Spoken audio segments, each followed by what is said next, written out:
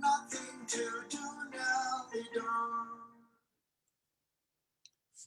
Canonized by Parker Goodrow, directed by Matt Cogswell. Cast of characters: Mick Brand, played by Carmen Gallegos, Hildy Bishop, played by Emma Meyers, and Arnold Greaves, played by Brewer Daniels. At Rise, Mick and Hildy, high schoolers in Catholic uniforms, wait in an office. A crucifix hangs over the door. Very little personalization. It's kind of a sad place. Hildy paces. Will you relax? I can't. You don't have to stay, Hildy. I can do this by myself. I can't let you get into any more trouble. What trouble? We're not doing anything wrong. That's not what it feels like. See, that's the beauty of a loophole. All the catharsis of rebellion and none of the consequences. Mr. Greaves can't do anything to us.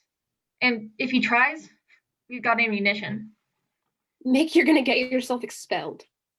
Hey, we're okay. Deep breaths. Miss Brand, I didn't expect to see you here. I thought I might forget what I wanted to say. She's my moral support. The two of you really are attached at the hip. Well, let's settle this without any further ado. What will it take to get you girls back into my classroom? We brought some suggestions for changes to the curriculum. Well, I'm sure next year we can talk about it. Miss Brand, do not interrupt. You expect us to go our whole junior year without studying a single woman? As I've said before, Emily Dickinson features prominently in the poetry This is a section. girls' school. Maybe you didn't notice because you got your... You thought you'd roll up with a syllabus full of dudes and we weren't going to care? Those dudes are some of the greatest literary figures in the Western canon. You already abused your privileges to avoid Miller and Hawthorne. Forgive me, sir, but we didn't abuse anything. We objected to the assignments and found an alternative, like it says in the handbook. Exploiting the letter of the law. I'll admit you did your homework, but we all know it's possible to find some objection to anything, down to the giving tree. Well, it's kind of fun. Messed up? Messed up that the self-destructively selfless tree is a girl. Well, thank you for somehow making the point and making mine at the same time. You know you can't replace the entire curriculum. Do we know that? Because I'm pretty sure we can. And who do you think could possibly substitute for Shakespeare? Afraben? How do you spell that? I never should have left Hendricken. You mean Mendricken?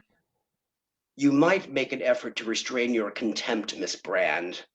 Little wonder you're one black mark away from losing your scholarship. We don't mean to be disrespectful, Mr. Greaves, but can you understand that when we saw your syllabus, we didn't feel respected? I understand it as a knee-jerk reaction, but you girls are smarter than that.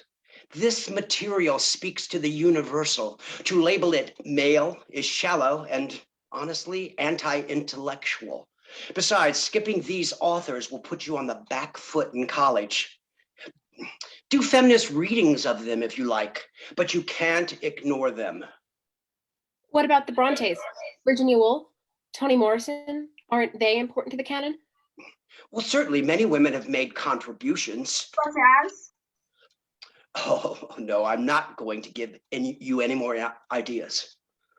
No, really, I'm curious. Who's your favorite? Any women in your top 5? Fine. Mary Shelley. Oh my God. What? You have a problem with Frankenstein as well?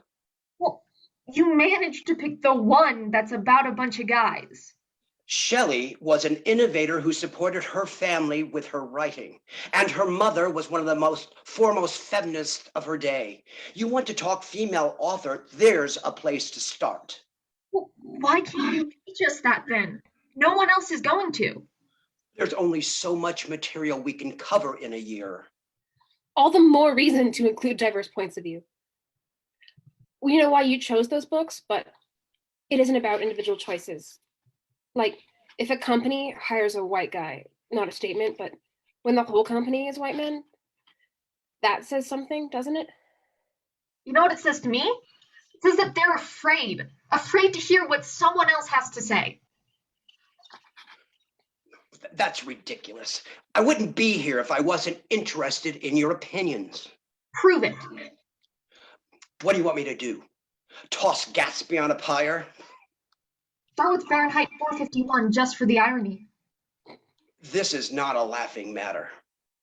You have two choices. Come back to class and complete the work I assign, or fail. But the handbook.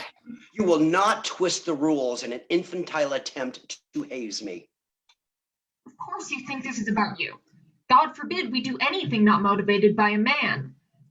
Well, you've clearly decided I'm some sort of chauvinist.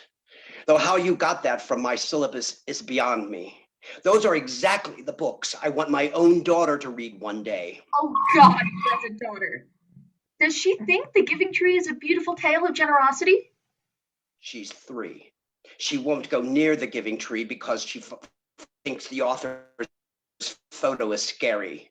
And if you're trying to imply something about my parenting, well... That's not what she meant. And we're not saying you're a misogynist.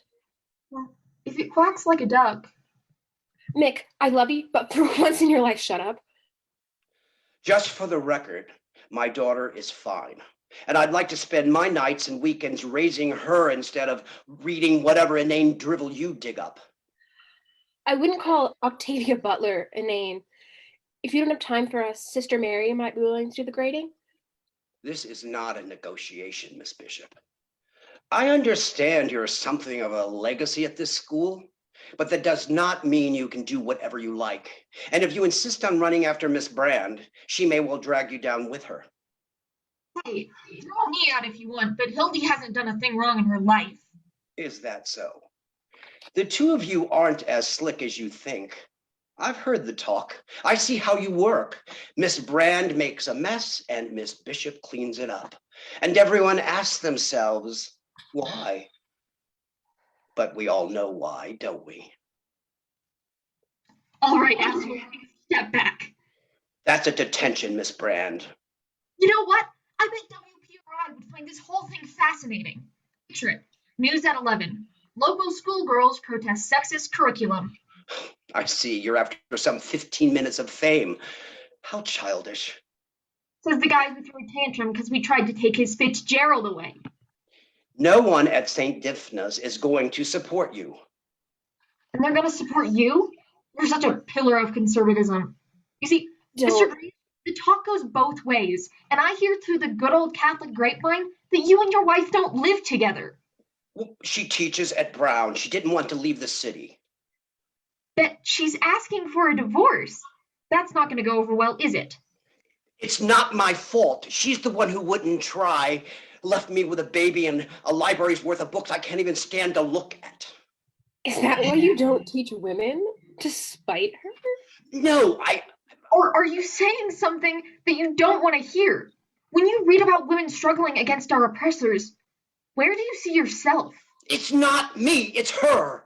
Both of you stop. I can't think about anything but her. How am I supposed to teach like that?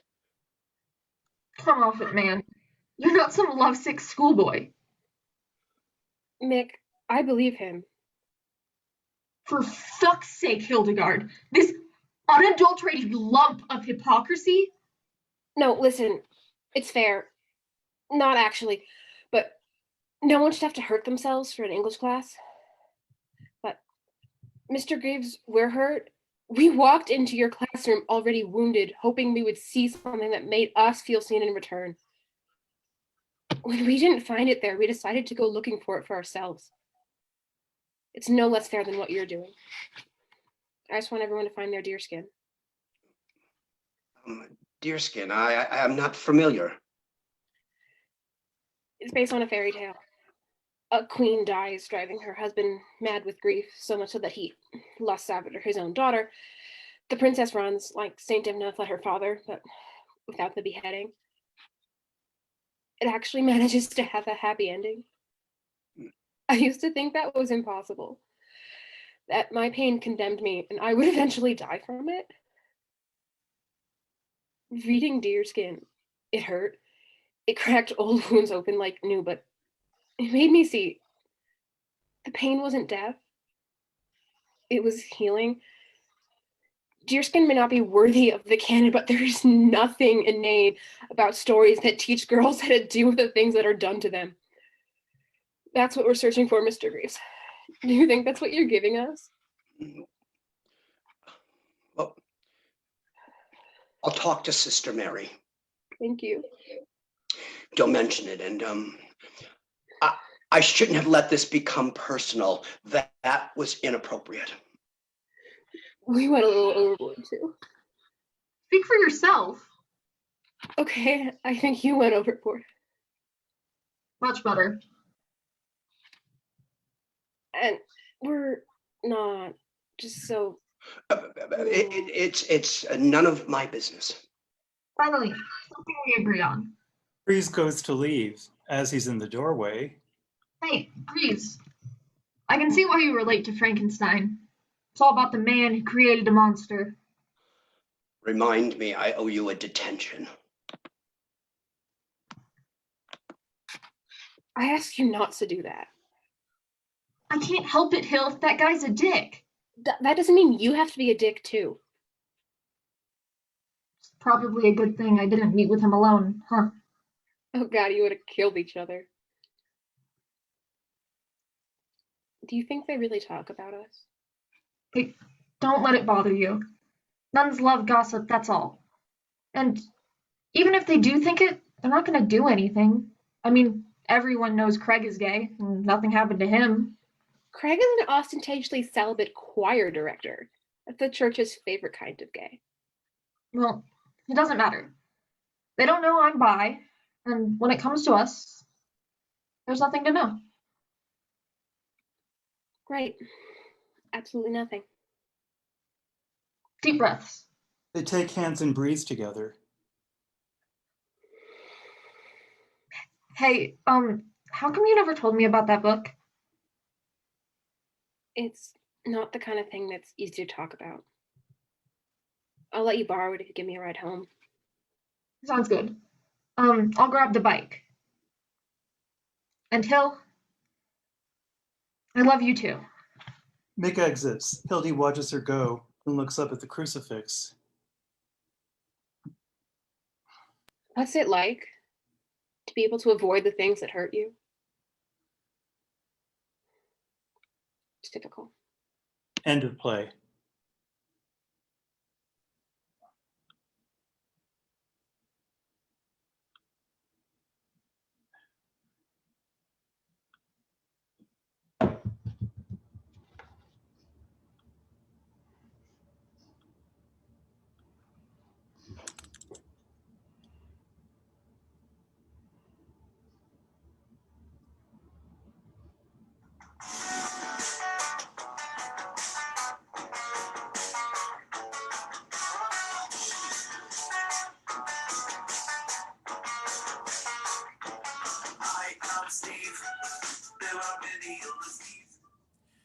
All About Steve, a play by James Masten, directed by Bill Koch.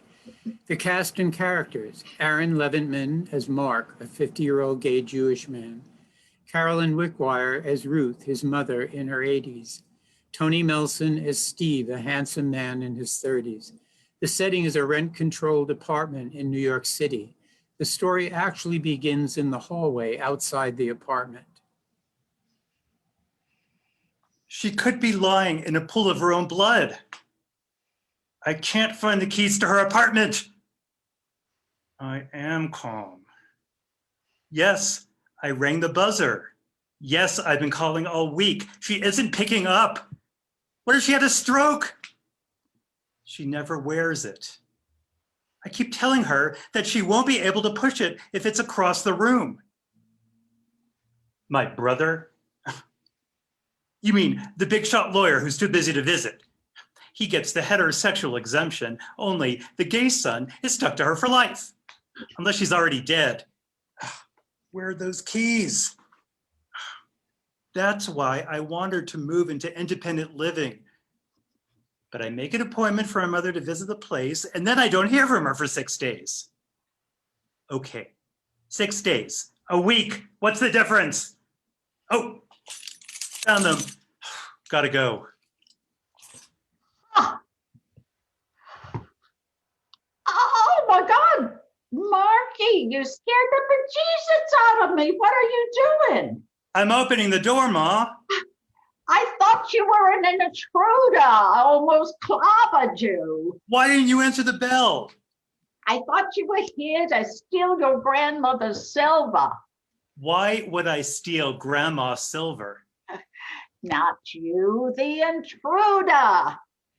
Why didn't you ring the bell? I did. Well, I didn't hear anything. You got to give it a good push. Put some muscle into it. Oh, you might as well come on in. Why didn't you answer the phone? What? I didn't hear the phone. For 6 days? I guess this comes in handy after all. Thank you for getting it for me, sweetheart. It's good for clobbering intruders. Ha! You almost got clobbered. Honestly, what's so funny? You haven't been answering your phone. I thought that something happened. What's gonna happen? I'm 87 years old. What? I'm gonna run away with Billy D. Williams?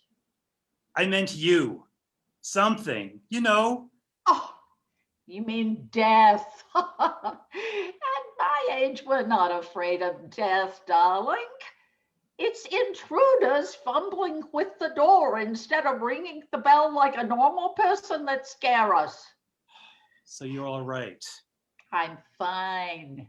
You didn't call. What's to say?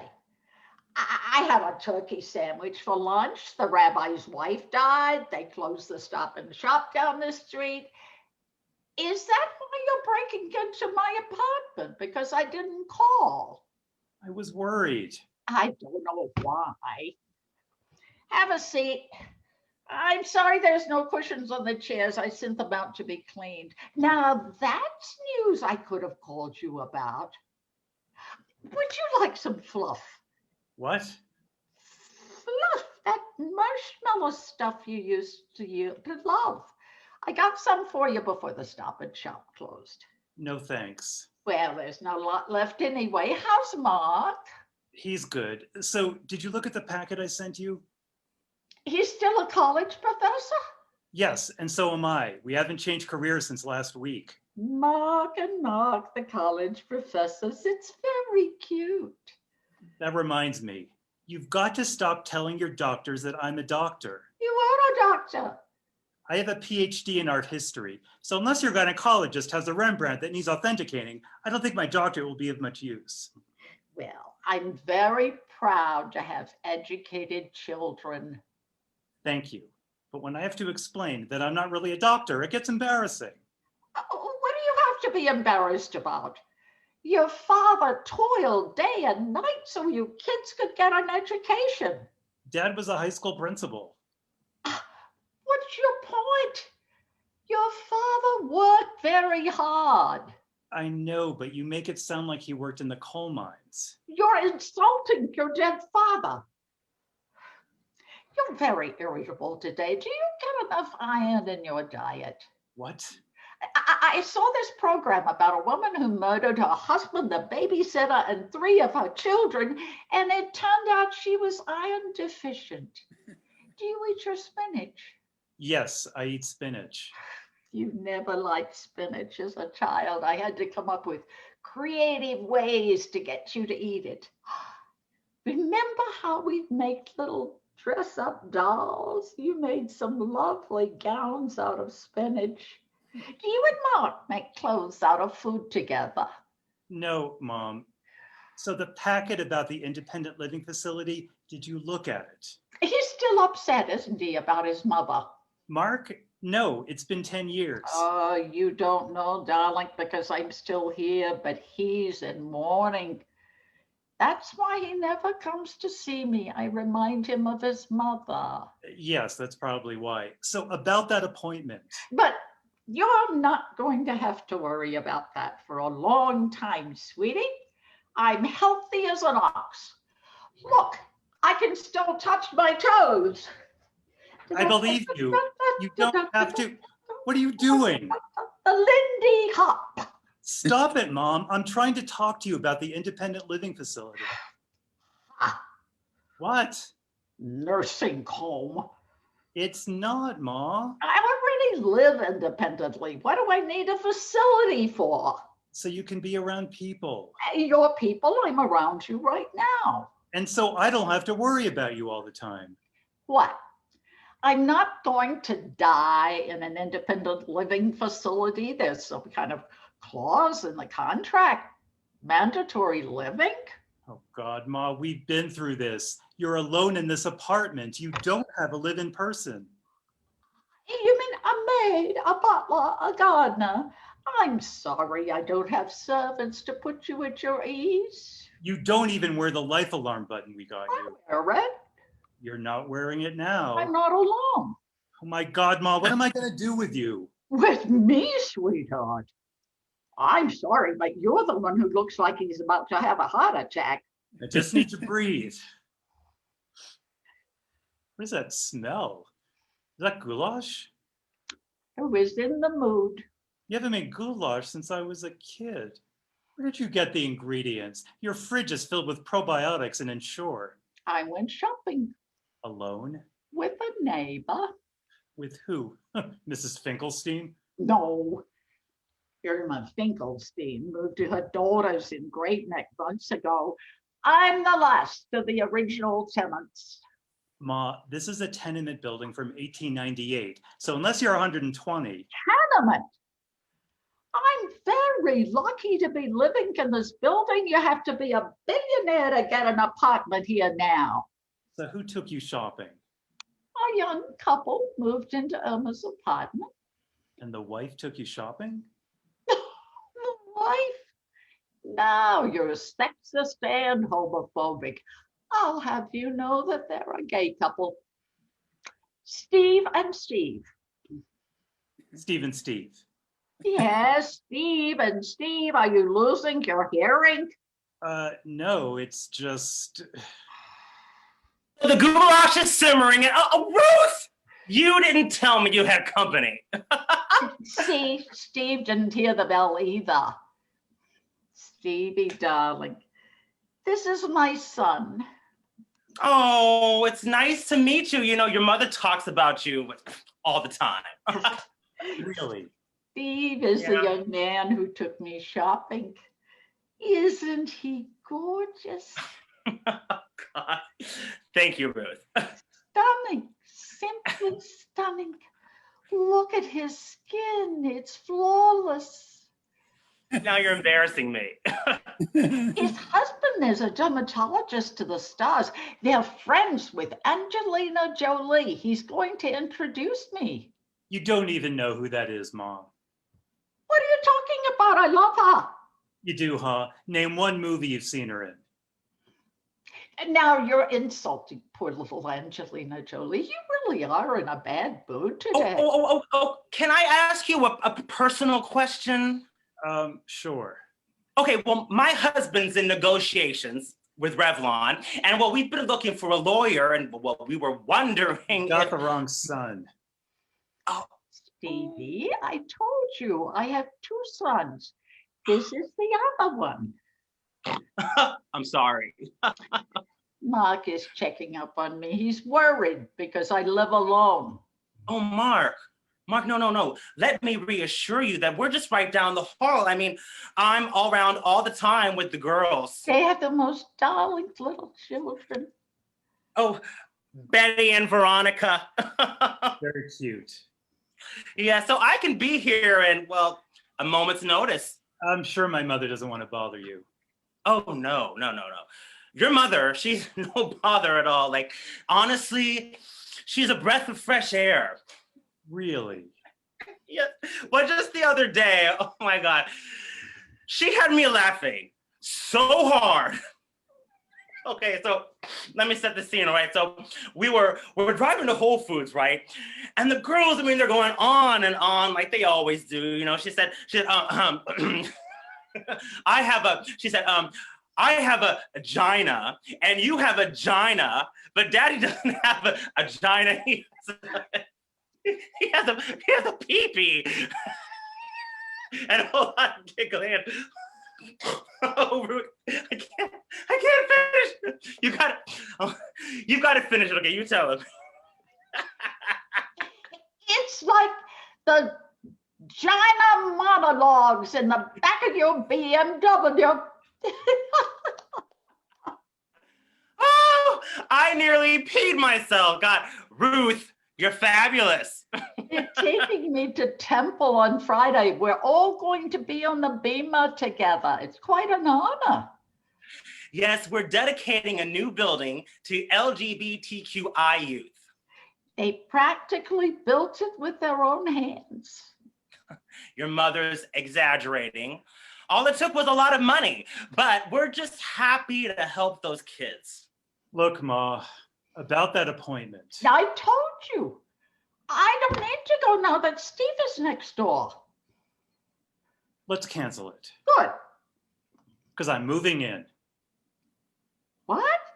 Back into my old room to look after you. I don't need you to look after me. I think it would be best for everyone if I were here all the time. You still got the room furnished? Like you never left. So Steve, we really won't need you to look after my mother because I'll be in the other room. Just gonna go check out the bedroom, see what I need to bring from home. The agency said $100.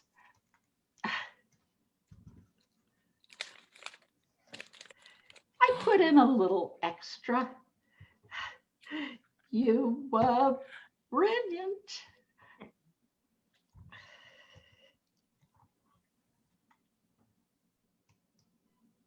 Blackout.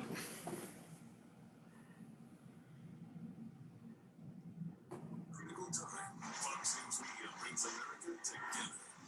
America is watching. News and fears today. We're invested in. Fathers Playing Catch with Sons by Marty Madden, directed by Tony Tambasco. Cast of characters, Jeremy, played by Kyle Merker, Jenny, played by BJ Stokey, and Fox News announcer, played by Doug Brandt. Setting, a family office converted into a makeshift in-home hospice care. Time, late June, 2020. At Rise, Jeremy stands next to the bed talking with a hospice worker named Jenny. Jeremy's dying father, Bill, lies in the bed, a hospital bed, semi-conscious, or perhaps transfixed by the steady stream of Fox News playing on the television. So that's it? He should be good for at least a few hours. If it's okay with you, I'd like to get dinner started. I hope you like pork chops. Pork chops? Oh no, that's for us. He's already had his meal. Tonight on Fox News. Oh, I wouldn't do that if I were you. I'm under strict orders from your mother. Rush Limbaugh in the morning and Fox News, well, every other time. How do you stand it? Well, a good book and a good pair of earplugs. Got any extra? I've got you covered. Call if you need me.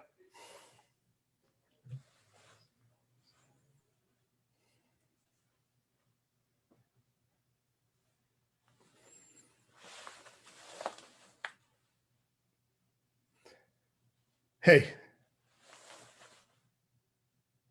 Dad. It's me. Jeremy. Your son. Your gay son. Super gay. Power bottom. Wow. This is the most we've talked in years. Up next, will COVID ruin this 4th of July holiday, or does the First Lady have something special up her sleeve? Remember when you told us TV would rot our minds? You were right.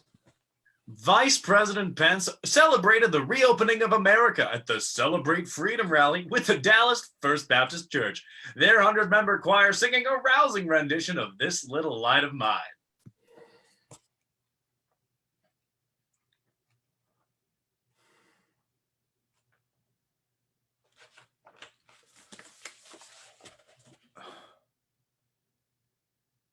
Of course, no one was wearing a mask. Up next, what are the most popular baby names during a pandemic? You may be surprised. You know, it turns out Putin was paying the Taliban to kill American soldiers. Soldiers like you, like Uncle John.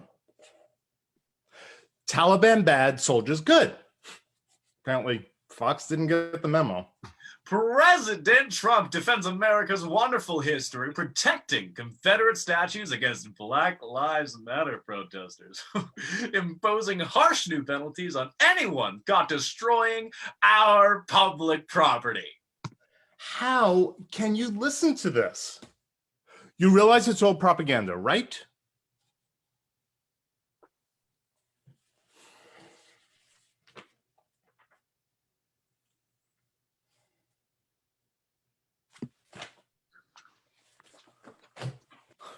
What happened to you? Really? Do you remember when we were kids? You came into our room, made us stop playing, brought us out to the living room to watch Nixon resign. I remember, plain as day. You said he was a crook, that we were watching history, that we'd remember this moment our whole lives. We did. I did. But what happened to you? Trump makes Nixon look like margarine.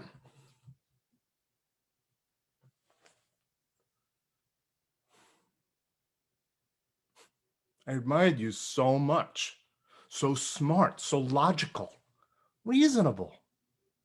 You saw things for what they were. I really admired that. I'd like to think the apple didn't fall too far from that tree. But then we went to college and you started to change. Kids go through phases. I guess parents do too. Your libertarian phase, self-reliance, pulling yourself up by your bootstraps. No more taxes. We kind of ignored it till you made mom cry. Talking about sending mentally challenged kids to the gas chamber?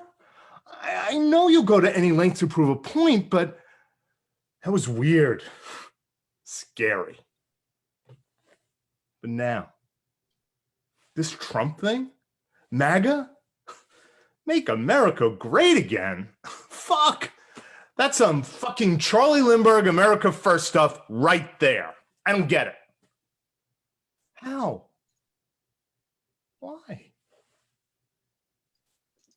Tried to figure it out. I just don't see it. I mean, you've always been a bit of a loner. Lonely. Is that it? The chance to be part of something, like you finally belong, even if it's a racist mob? I just don't get it. You never taught us that. Remember your old secretary, Sylvia? You always liked her. Thought she was a great secretary. You used to leave us with her. She'd play with us while you were in your meetings. That smile, that laugh. She was magical. So why did it suddenly become so hard to say something so simple like Black Lives Matter? Why would tearing down a statue that looks down on her, wounds her, hurts her, be such a problem for you?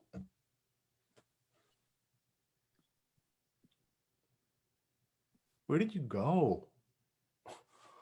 All the things I've admired most about you, your honesty, your logic, reason, your sense of justice, fairness, they all just seem to go away.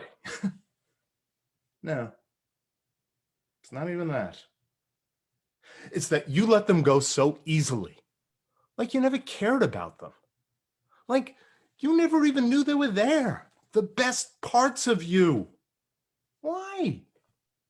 Nancy Pelosi and her gang of Democrats play on corona fears, hoping to push through more tax and spend Obamacare extensions to...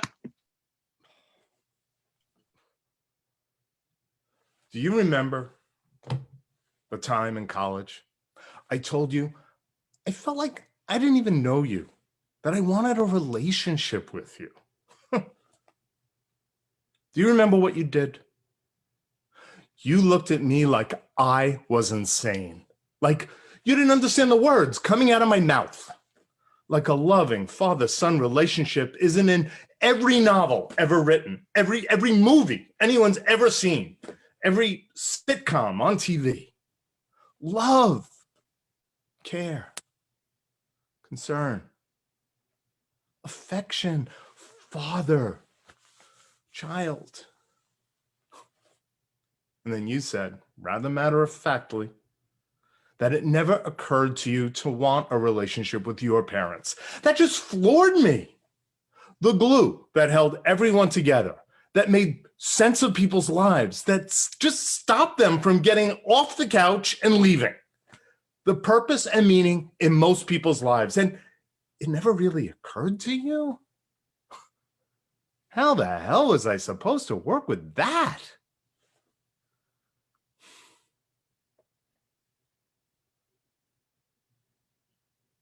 I mean, did you even want kids? You always seemed so uncomfortable around us, so distant, so drunk. Why did you even do it, have kids? The 1950s thing to do? Catholic duty? Career? Marriage? Children? Was your heart ever in it?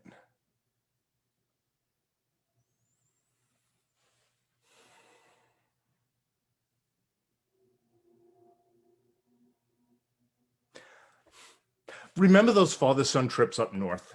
The great outdoors. I think you hated fishing more than I did.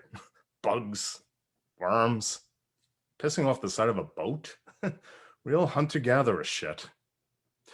You and Uncle Larry getting drunk every night. All of us counting the days until we got to go home.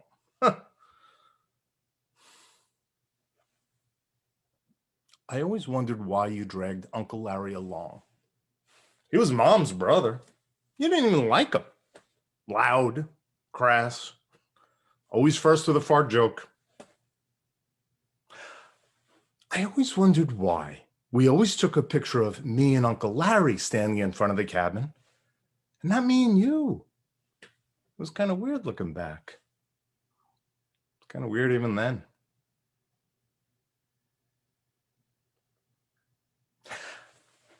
I always wondered if you didn't feel like you were enough, manly enough, tough enough. Like you didn't have anything to teach me, nothing manly to offer your son.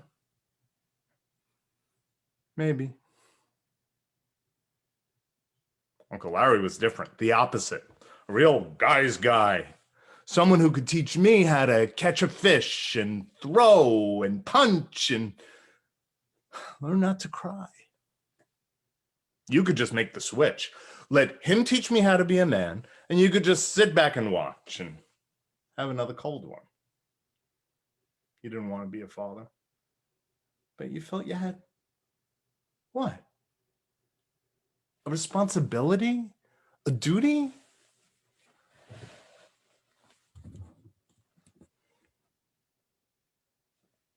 Is that why I'm here?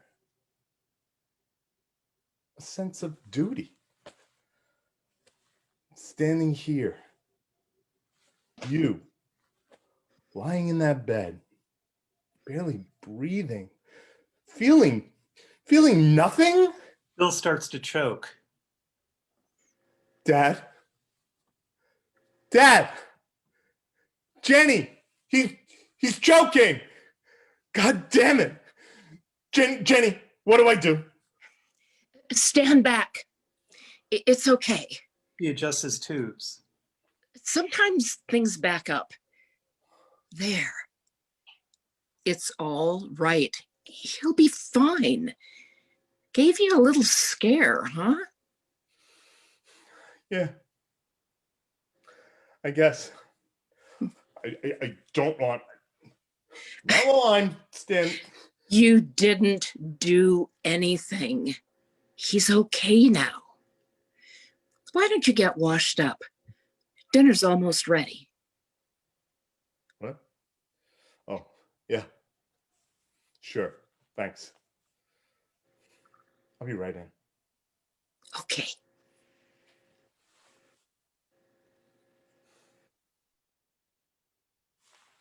I'm sorry. I didn't mean. I guess I feel.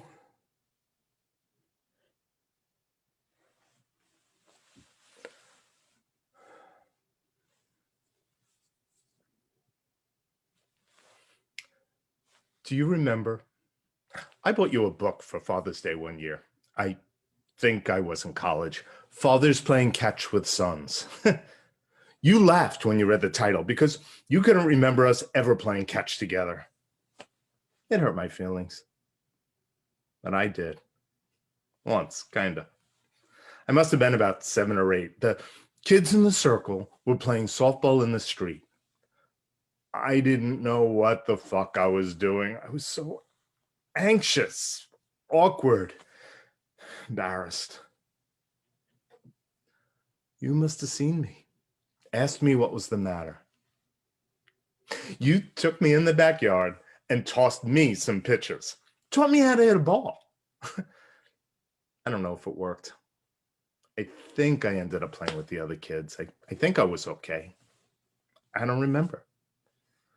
But I do remember you seeing me,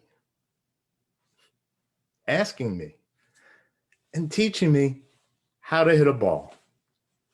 Just you and me. That I remember. And I guess that's all that really matters, so.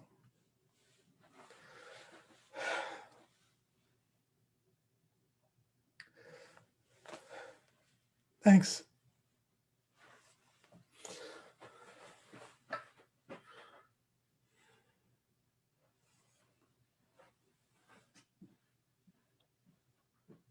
End of play.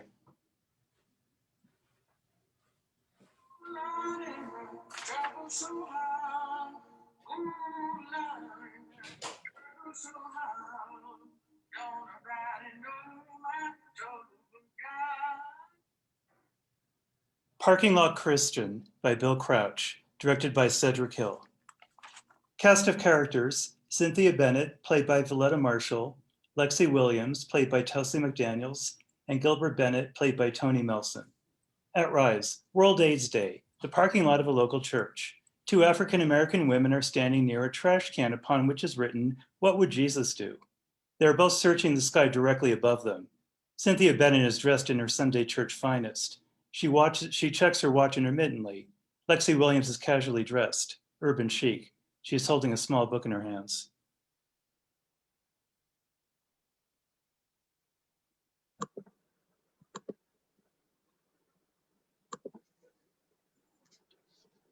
Did you see that? Did you see that? That bird ate my balloon. I don't think it was eaten exactly. Well, what then? Stolen. I think that bird stole your balloon. Mine's still rising. We should have used a blue one. We shouldn't have used the blue ones. We should have used the red ones. That might have scared it some. Maybe. Hard to say. Blue's his favorite color. Well, that's that. Ceremony's over, I guess. Goodbye, little brother. Can't believe he's gone. No, We'll say that. He's not gone. He's just exploring the world, maybe. You said he went right here 1 year ago. Yes, right here. World AIDS Day, December 1st. I'll never forget it for as long as I live. Neither will I, and I wasn't even here. Why was that? What? Why weren't you here after his revelation? I'm not sure I can answer that. I'm not certain you have the right to ask me that question either. It was shock. I mean, it all happened so fast. I'm an atheist or agnostic or whatever. I don't believe in religious stuff. It was a shock to me too, but then after the ascension, I had never heard from you. I mean, he's your brother. I come here every day at noon, my lunch hour, his departure time. Well, the Lord works in mysterious ways, and I do too, I guess. I don't. I've released 365 blue balloons one at a time for a whole year. Nothing mysterious about honoring the people you love. I've texted, called, and emailed you. I've exhausted social media notifying you, though I guess you're a bit done with public forums by now. Well, they have their place in the world, I guess. Just not my thing anymore, especially after he left. Yes, it was quite a day, wasn't it? A revelation, then ascension. Did you call him or contact him after his revelation? After the ascension, no one could call him. Believe me, I tried. No, I couldn't bring myself to believe it, let alone reach out to him. We were never that close. His disappearance only proves my point, not his. Can you say his name, at least? Of course I can. He was my baby brother, Gilbert Thomas Bennett, who I suppose is no longer with us after his ascension. Him, of all people. Excuse me? Oh. Well, I have to say it's hard to believe, especially for a devout person such as myself, an ascension. A holy walking up to the heavens in broad daylight with no one around to stop it or report it or anything. Hard to believe, even for the faithful. I see. Well, I don't think he went to heaven just yet. I think he was just exploring his options. He went up, but I don't think he's going anywhere specific because I don't think he knew it was possible. Just so happy is all. Now there you go, saying things that just want to make my blood boil, frankly. And just how is it that you think that you even knew my brother well enough after he's been missing for a whole year to say that to me, to his family, that he was happy that he disappeared from this earth? He was happy never to be found. His house wasn't even locked. He didn't get anyone to feed his cat. He loved that cat. Well, that just proves my point. No preparation, not like Gilbert at all. And for the record, he doesn't really like that cat. It's a burden, really. Happy.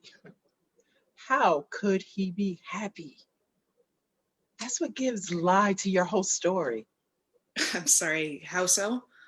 There's no way that he could have been happy on that day of all days, World AIDS Day, especially after the revelation. He must have been so distraught that he just up and drowned himself. And I'm sorry for you that you felt that you had to make up this crazy ascension story to make yourself feel better.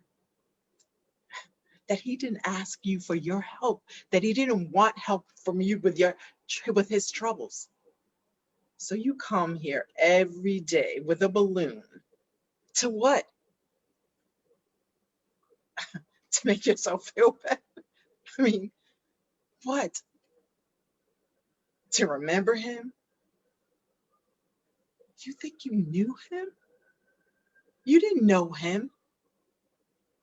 What was his favorite binge food? What's on his Netflix queue? Favorite color? Favorite book? Know any of it? Who was his last 12-hour boyfriend? I don't want to hear about any of that. I knew him. I don't acknowledge that side of him. I did love him and he knew it. Then why was he so happy when he told everybody about what he had been dealing with? If he was so loved by his family, where were you all this time? It's been a year to the day. I know how long it's been. It takes time to say goodbye to someone that you thought that you knew. It's almost time for noon service. I better get going and go in. I don't get here often anymore. I want to make the most and pray for him, for myself. No matter how much I disagreed with his choices and his path that led him down, I can still pray for his everlasting soul and mind. Did you know he was gay?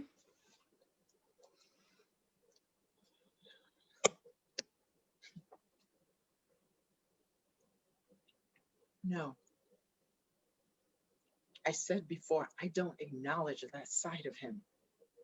And I don't pretend to understand that side of the world.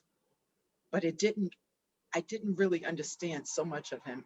I just lumped it all in together with everything else. Like how he would choose to live in a city like that. Crazy city, loud and noisy, and summer's just god awful. Filth everywhere. Mean and ordinary homeless people walking around with no clothes on. Dangerous, mean. That city, I don't understand why he didn't live closer to home. He wasn't raised like that. No, he wasn't. The old buildings, he loves them. He loves things with a sense of history to them. Favorite color? Blue. Food? Rice pudding. On Netflix, anything with time travel or documentaries, and he loves to read. He likes to nap after a good reading session, inspiring himself with the good work, letting it seep deep down in him, inside his mind while he dozes.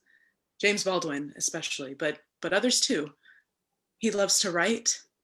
When it rains, he calls me up or texts me, "Good writing weather, Lexi," and he goes crazy using all those emojis and exclamation points. He's smart and fun and daring.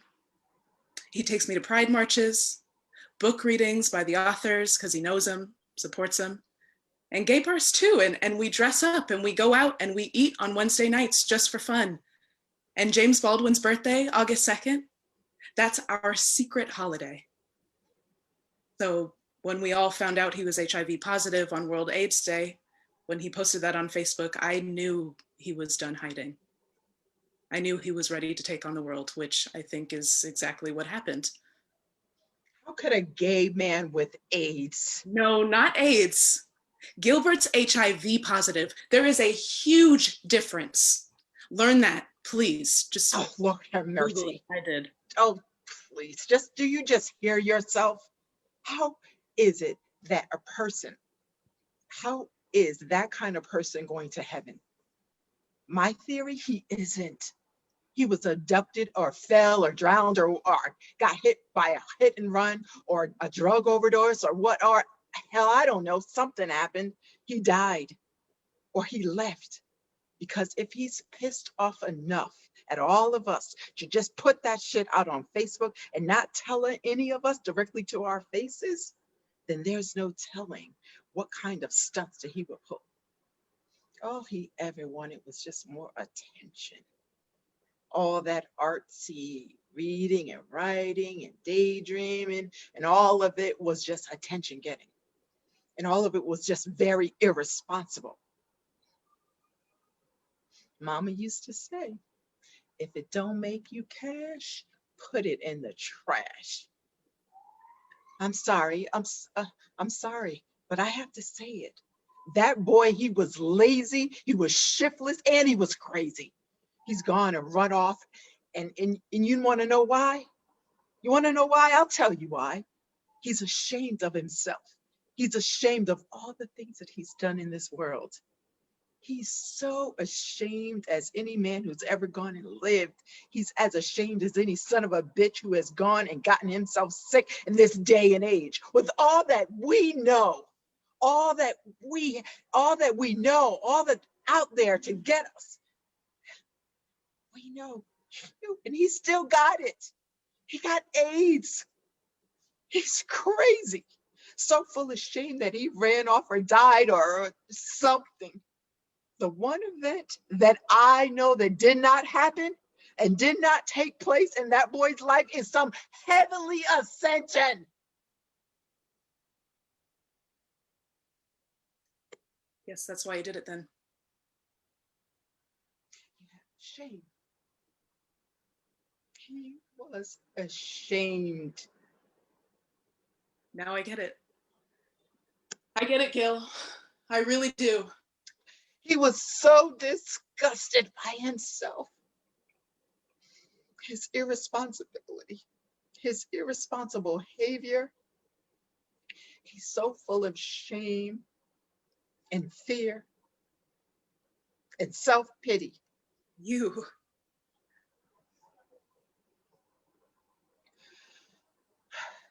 Excuse me? At first I blamed myself.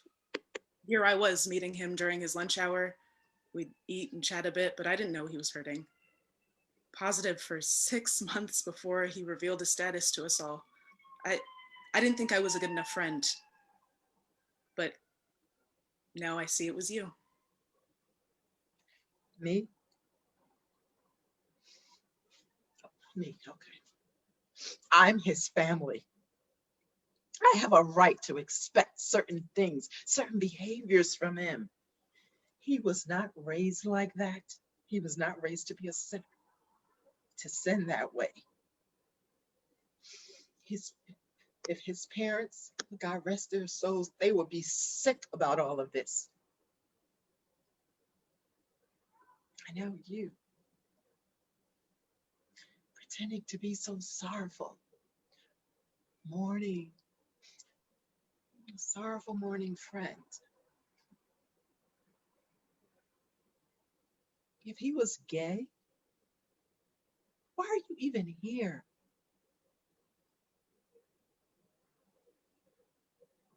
Why won't you tell me exactly what happened? Can you? Or were you just too stoned or high to even remember?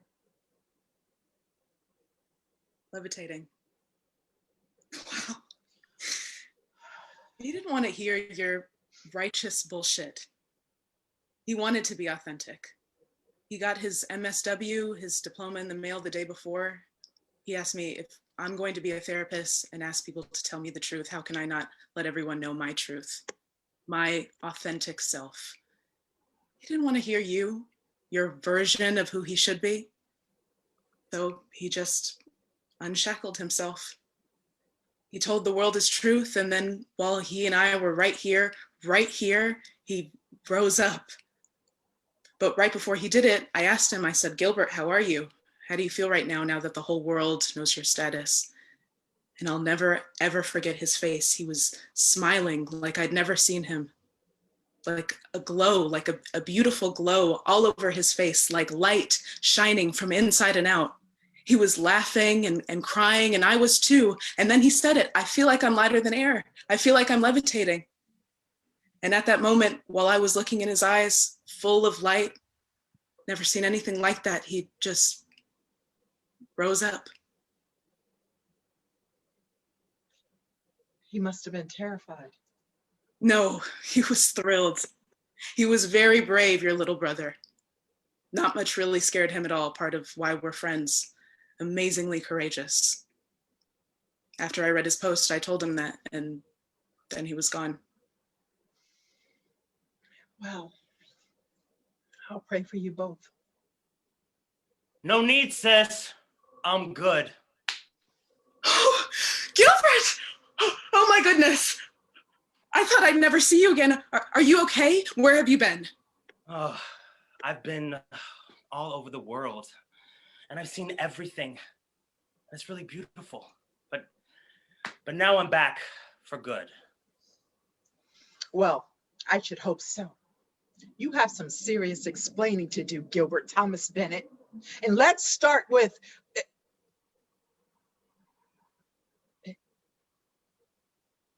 Is that my balloon? Oh, yes, yeah, I think it is.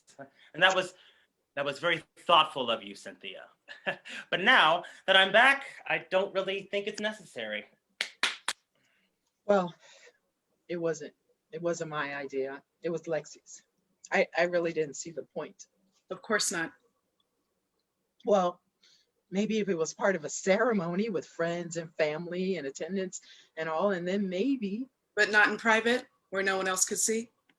Let me handle this, Lexi, okay?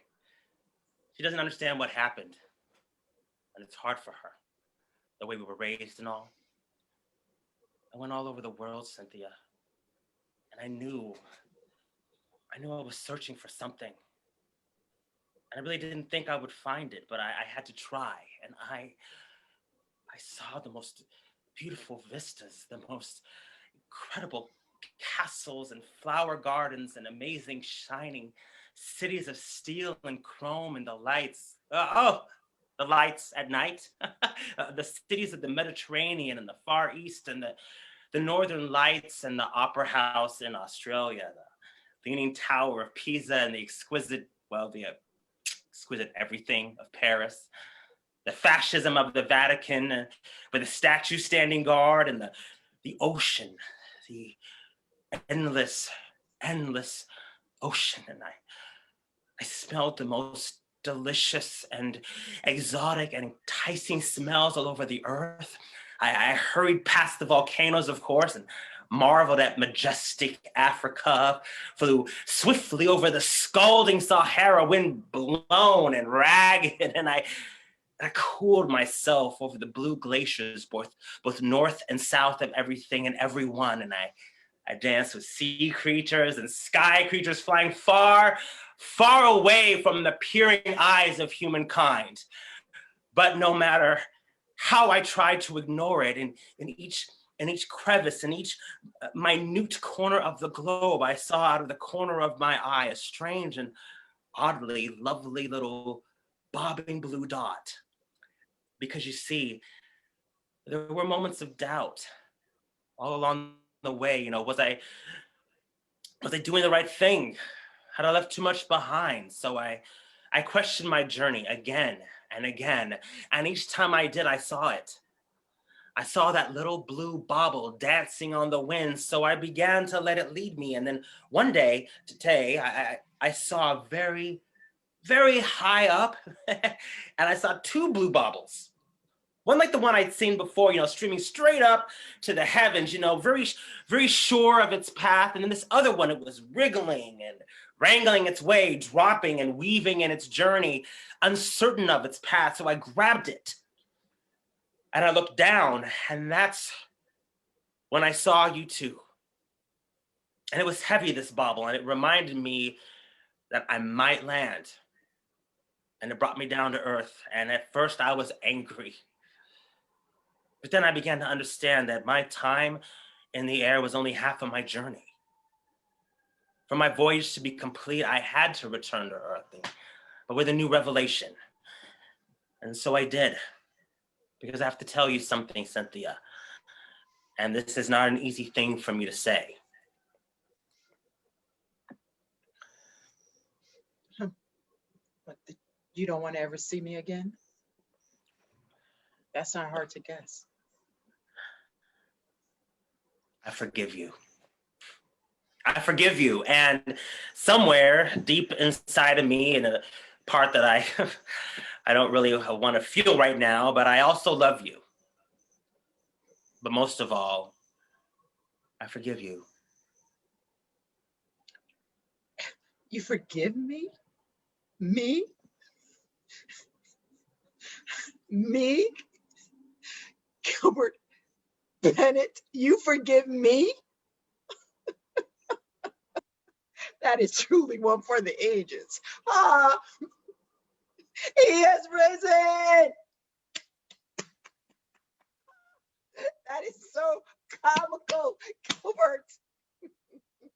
Were you ever even really gone? Was all this just a hoax to get me here so that you could tell me that you forgive me? Am I supposed to care? Little brother, am I supposed to care? Little scam artist. You see, Lexi, God gave Noah the rainbow sign. No more water, the fire next time. James Baldwin was only 10 years old when he was frisked by the police in a parking lot, just like this one. The cops made fun of him and they pushed him down on his back on the ground, a child of 10. And now that you said your piece, Cynthia, you've made me feel just the same as that boy. Lexi, what's that book in your hand? You know exactly what book it is. I do. Indeed, I do.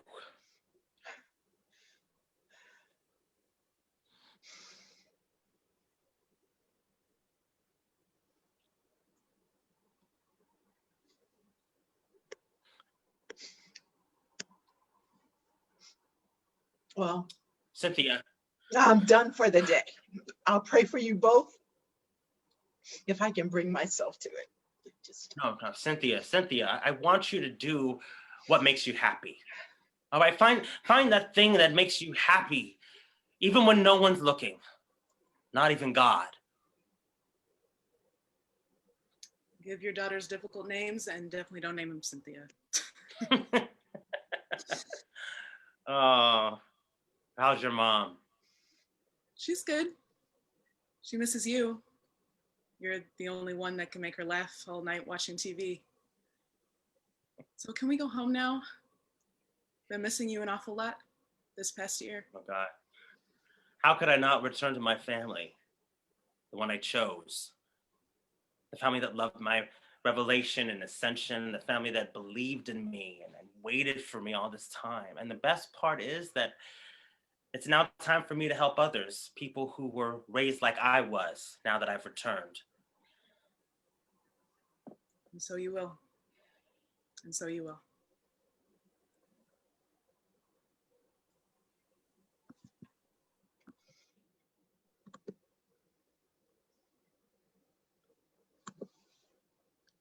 End of play. Please join us for a talk back with the playwrights, directors, and actors of today's performance.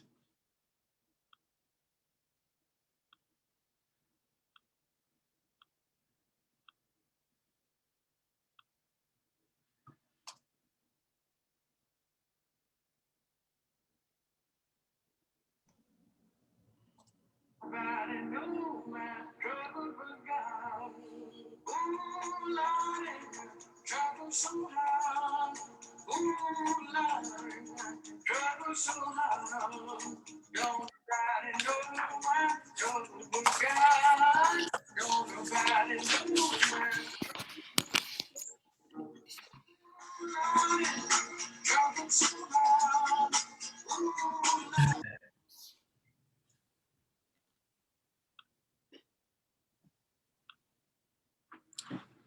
Okay, everyone. Now we're going to do a sort of official, unofficial curtain call for our wonderful actors and directors for today's performance. They include Emma Meyers, Brewer Daniels, Carmen Gallegos, Valletta Marshall, Tony Melson, Tulsi McDaniels, BJ Stokey, Doug Brandt, Kyle Merker, myself, Carolyn Wickwire, and of course, our wonderful directors, Bill Koch, Cedric Hill, and Matthew Cogswell. And I'm leaving at one. Tony. Tony Tambasco. Thank you. Sorry, Tony. Well, we're going to do this way.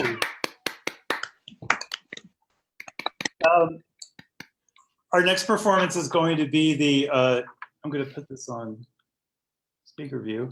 Our next performance is actually going to be on February 21st, which is 3 weeks from today. And the plays that we're going to be doing at that time are like Fury Like a Drag Queen Scorned by Diana Burbano, based on the words of Sylvia Rivera, with River Coelho, directed by Talia Pura. Uplift by Rachel Carnes, directed by Georgiana Hahn, with myself and Chris Covell. And The Masseur and the Movie Star by William Ivor Fowkes, directed by Matt Cogswell, with Tony Melson and Brewer Daniels. And Last and Always by Alan Baker, directed by Duchess Dale, with Tony Melson and Bryce Townsend.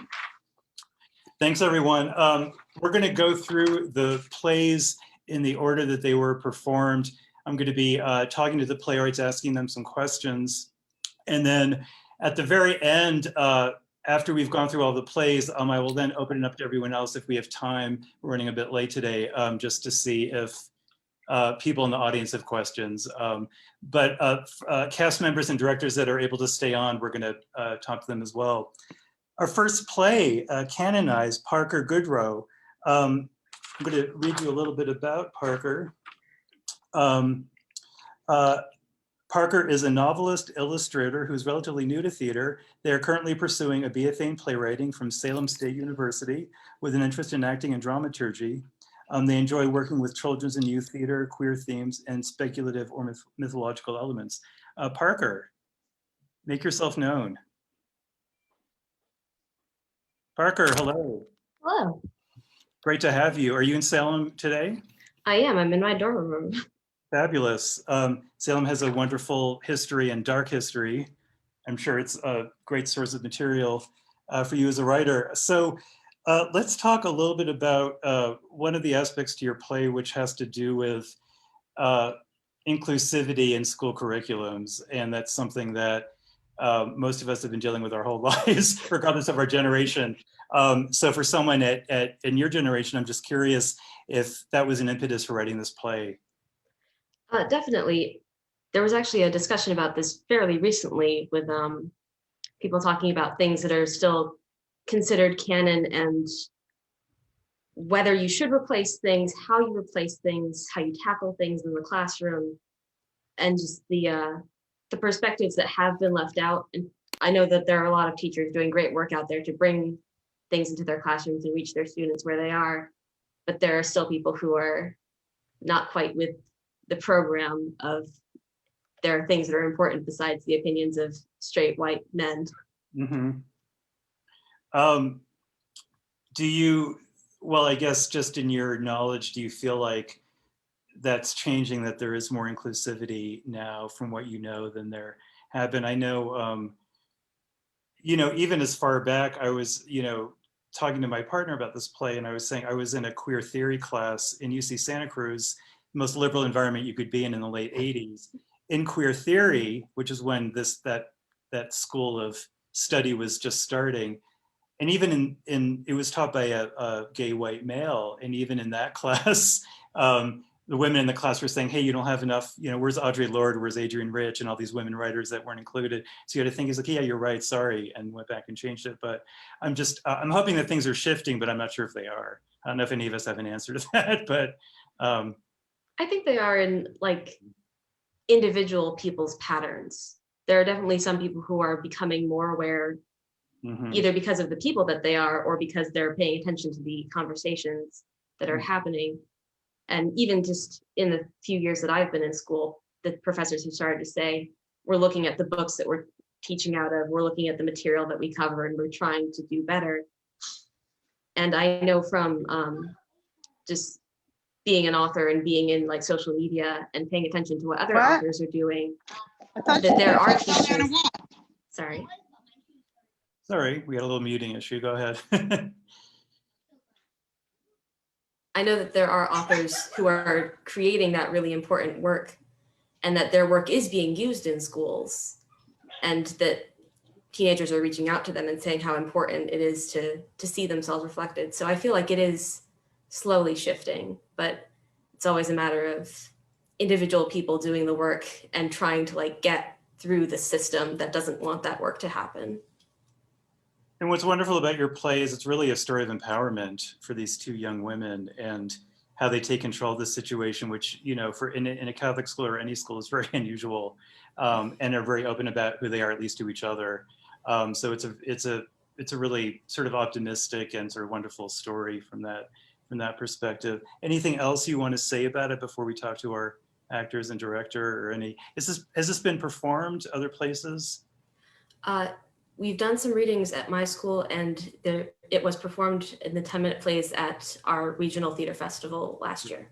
Okay. I'd love to hear, I don't know if Emma and Carmen are still with us, but I'd love to get your perspective. There they are. And I'm going to ask Matt, the director, and Brewer as well, all of your perspectives on this. Emma and Carmen, do you feel, in your experience in your school, do you feel there's been a exclusion of women writers? Do you feel that's an issue? I know that you're all schooling at home right now, but. Well, I can go first. Yeah. Because I don't know, I've kind of had untraditional, like English teachers and stuff, because for all of middle school, I was at an all-girls school. So that was kind of a main point of focus of that school, was to include diverse points of view. So I got to read a lot of amazing books there.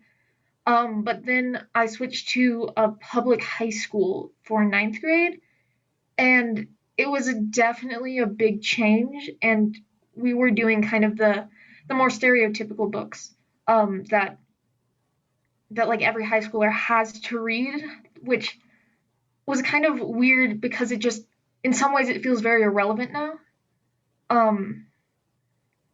Yeah, especially as like a young girl, a young queer girl, it just, yeah, it's not relatable. But yeah, I want to hear what Emma has to say.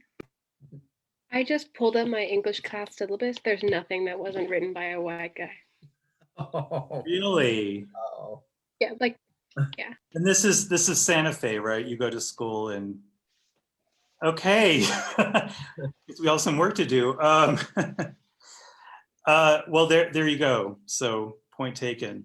Did this play inspire you to incite change? Well, maybe time will tell. You know, I have to say it's more than, I just want to say that I think sometimes even teachers want to make changes, but parents, it's the other older generations don't want those changes to occur, and they stop them.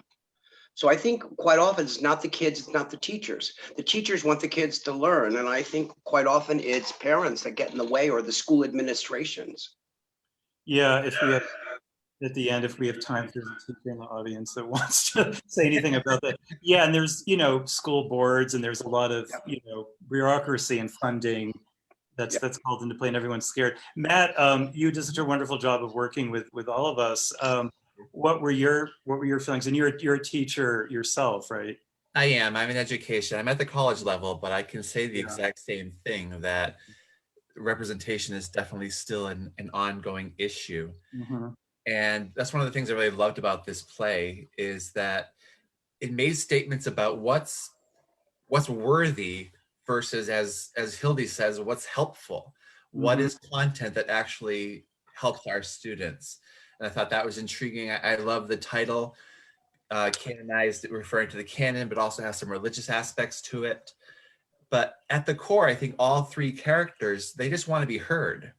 They're all at a point in their life where they want to be heard, and they're approaching it in different ways, but they are here because they need to be heard. And Parker, I love the way that you put that together. Thank you. Thank you guys all so much. It was beautiful. Thank you. Yeah, well, thank you for allowing us to present your work. We have to move on to the next play, but we hope to see more of your plays in the future, and good luck in school in this odd time we're in. Thank you. So, okay, thanks. Next, we're going to talk all about Steve, James Masten. This is the second play we've done of James. We did his play Tahiti. It was one of the first plays that we presented in our program over the summer. James studied theater at New York University. His full-length play Survivors was the inaugural Michael Warren Powell Memorial Reading for the 29th Street Playwrights Collective, and included in their 2017 New Work series. He's had many readings of his short plays. He's also the author of Aging with HIV, A Gay Man's Guide, published by Oxford University Press. and practices psychotherapy in Lower Manhattan. And I would love to get an update on this. Last summer, he was working on, with this Santa Fe resident, Martha Crawford, adapting her Trump Dreams project for the stage. Of course, our Trump dreams are now changing, and or hopefully we're getting rid of our Trump dreams, but maybe you can give us a check-in about that. But I'd love to talk about All About Steve. I think this is a play, you know, most people my age can relate to, that time in your life when your, you know, parents are changing in terms of their health, and changes have to be made in everyone's life. Sacrifices have to be made, arrangements have to be made, and the stress of that and the complications, I think your play brings up with humor, which I really appreciated. But it's also interesting to be talking about, you know, assisted facilities right now because of COVID, and they're this hotbed of infection, and everyone's trying to stay away from them if they can. Some people can't, they have to live there. But anyway, I'm just curious what you feel about your play in this particular point in time with that, and anything else you'd like to say about it. This play that you just read is terribly untimely. That's what I say about it. It definitely was written before the right. COVID, and I think I think it's fascinating to talk about, like, when you were seeing theater that's written before, right? And it's so strange to see people not wearing masks or dealing with one another or all of that. So I think in a way, it's going to be fascinating to see about theater that's written, you know, plays that are taking place during the COVID era. Well, and I think it's a whole conversation too, because everyone feels like they have to address it somehow. Like, we can't just do, you know, a new TV series that's being shot with, you know, safety SAG rules without mentioning it, because it seems like irrelevant all of a sudden. But I guess I'm feeling, and what I'm finding in plays that I'm reading now, films I'm seeing, is that even if they were made before COVID, that there are relevance to them, because there are issues that are coming up around humanity, you know, around life change, you know, health. So we can find these connections even if they're not, and sometimes the plays that aren't directly about COVID, I think, are going to be the more interesting ones. You know, it'll be interesting to see how relevant COVID plays are in the future, and we're going to be doing some, you know, later in our series. But that's good. And just more about this play. Was this an idea that you had based on, you know, your own family? Not that you have to get personal, but just it's just a very funny concept. I'm just wondering. It's based on actual events. Oh, wow. I mean, not entirely. Title based on a true story. But I will say that you know, my husband, whose name is James, is watching that going, you know, that's just our lives, you know. Right. That's why I really liked seeing you do it, Aaron.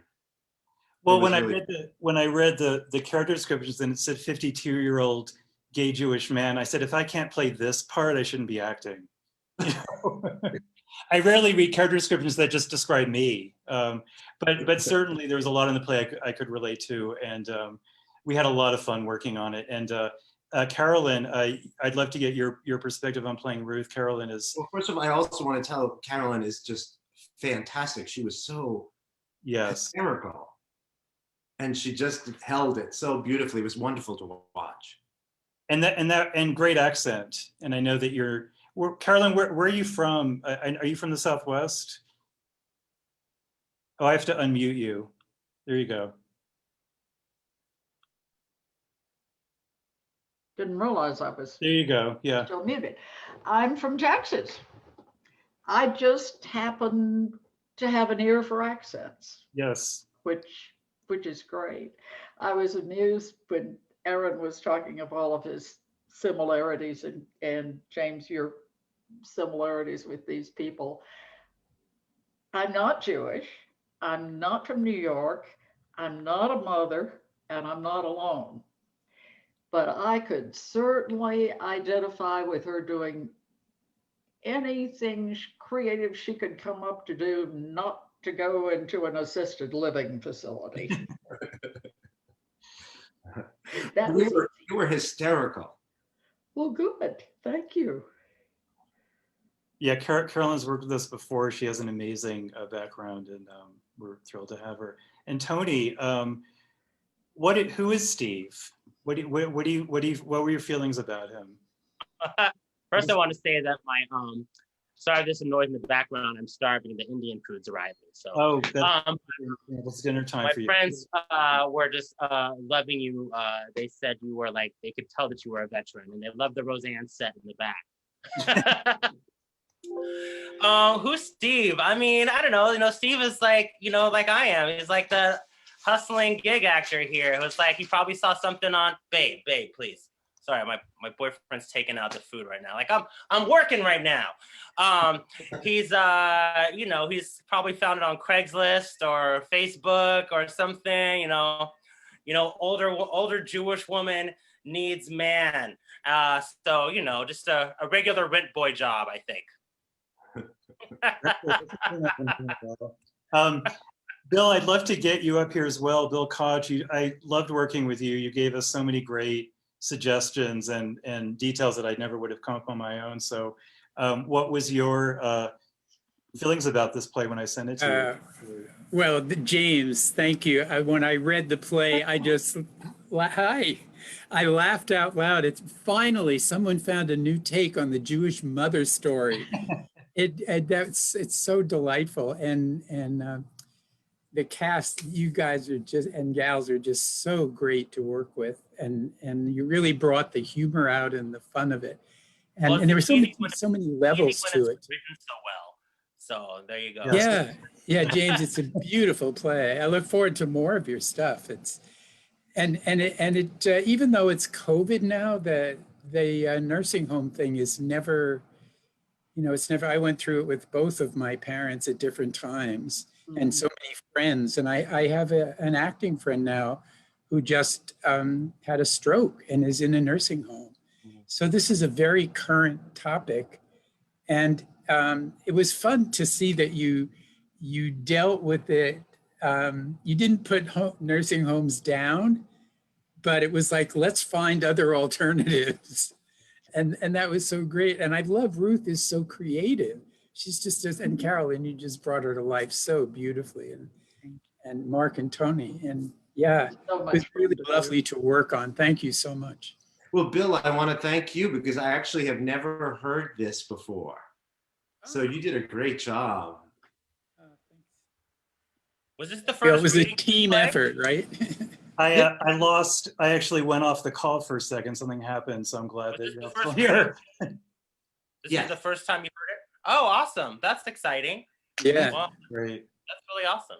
I'm very privileged to have been a part of it then. Thank you. Yeah, and thank you all for being involved in this. And then James, just very quickly, the Trump Dreams project, is that still happening? It's definitely still happening. It was very hard to keep writing as things progressed, as you can imagine.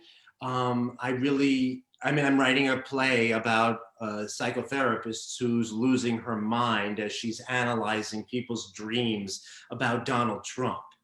And as I'm writing it, I feel like I'm losing my mind. So I kind of needed to take a little care break. of yourself. Yeah.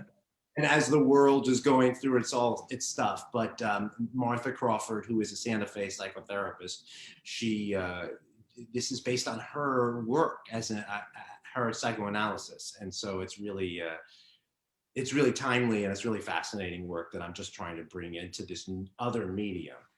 Great. Well, we're looking forward to hearing more. Yes. Before I go, though, I do want to say one thing to you, Aaron. I want to thank you so much for creating this community.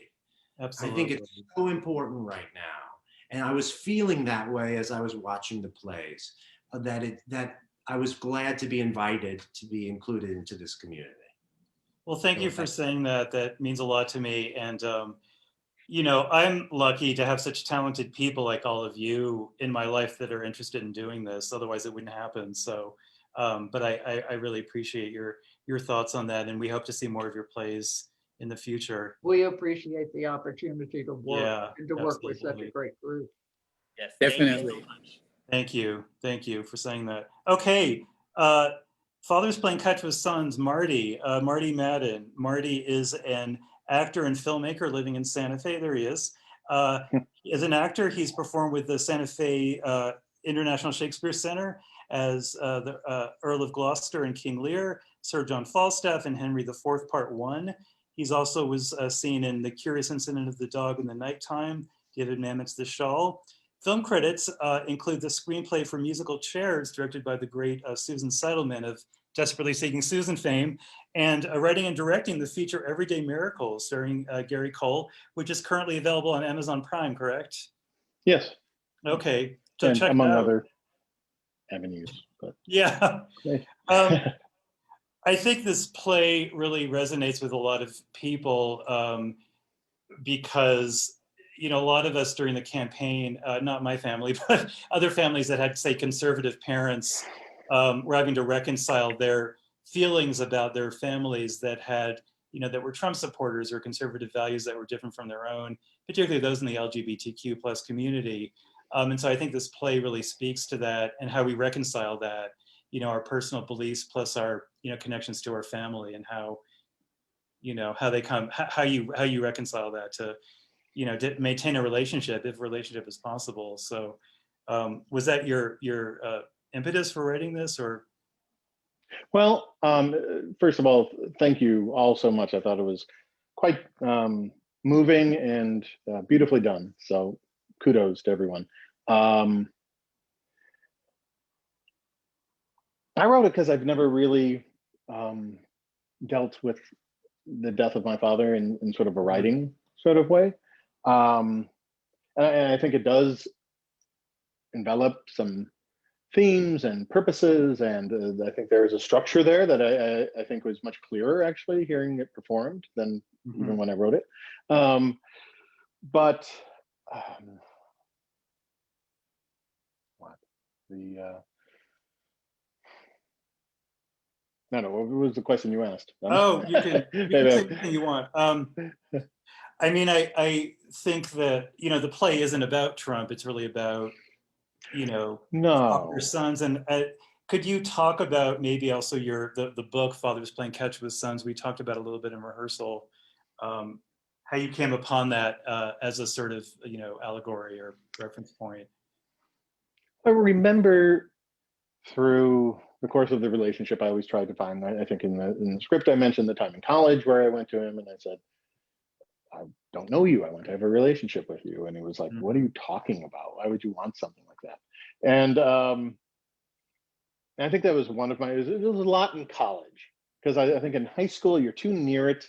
You're too in it to really see that you feel it and you intuit it. But when you move away from college and you're talking to other people about their families and you're like, this is weird. You know, the dysfunction becomes much clearer once you're out.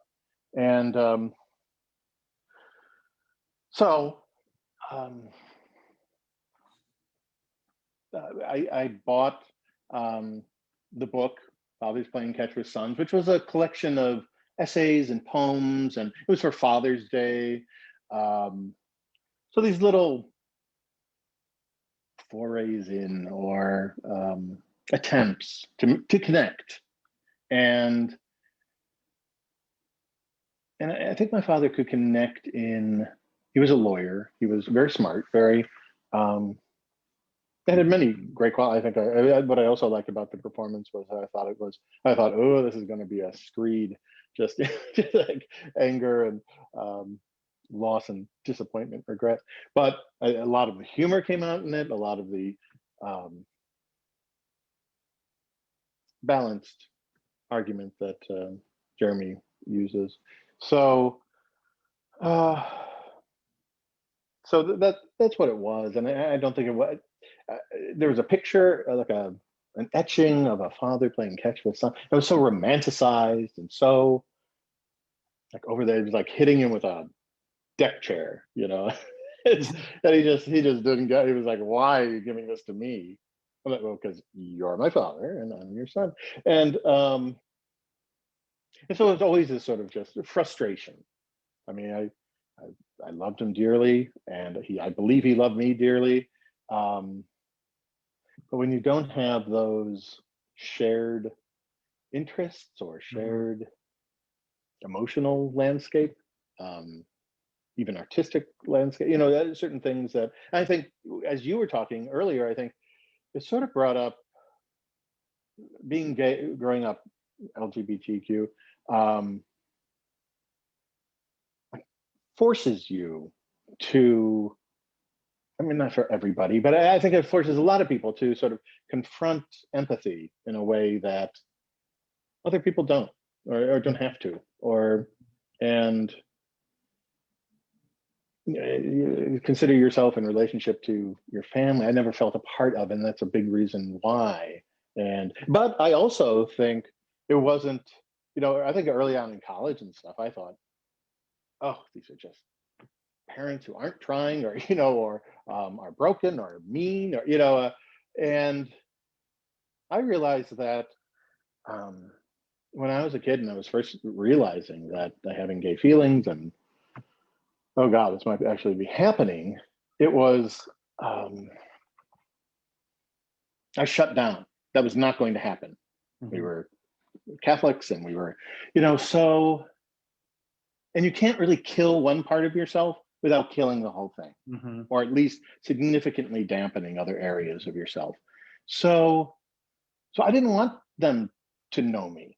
I mean, I really wanted them to know me, but I didn't want them to know that. So, you know, sitting just the right way, or talking in the right this way. And, you know, of course, back then, my dad would be watching sports on TV, and I would be going in the back room to watch a Judy Garland movie. And no one ever thought anything of it, you know, right. Not even me. And until much later. And so I want to obviously the memories are mine, so it was very powerful, and I really appreciated it. And I think writing as therapy, I'm sure James would probably agree, is something that's very potent, and some of our best work comes from that. I would think working things out in our own lives. But I do. We're running out of time, so I do want to see if Tony Tambasco, are you still there? You did such a great job of directing this with the actors. You don't have to leave yet, Marty. Tony, are you still there? I am. Okay.